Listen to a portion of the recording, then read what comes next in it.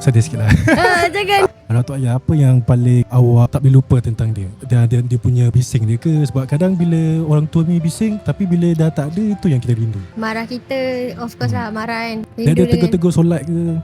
Tu adalah. Selalu Lepas tu dia hantar kita pergi sekolah, dia suap kita makan. Kalau ada satu ucapan nak cakap dekat arwah, apa dia? Tok Ayah, kakak rindu Tok Ayah. Kakak nak rasa peluk kali terakhir dengan Tok Ayah.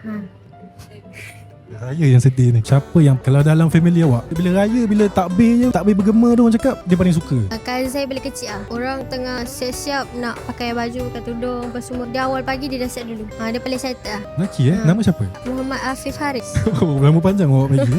Kalau kuih raya tu, kuih raya apa yang awak tak kisah untuk habiskan dekat rumah orang? Yang paling awak favourite tu? Tak nenas. Raya kalau tak ada nenas, tak ada kompleks, macam tak lekap Betul. Jalan kota ni biasanya yang saya dengar lah, biasanya macam seram sikit. Ada tak apa-apa kisah seram yang berlaku ke? Masa on the way balik kampung, waktu tu dengan makcik, dengan pakcik balik. Lepas tu ada satu jalan tu dia gelap. Lepas tu tiba-tiba anak saudara saya tu nampak ada benda lintas macam tu.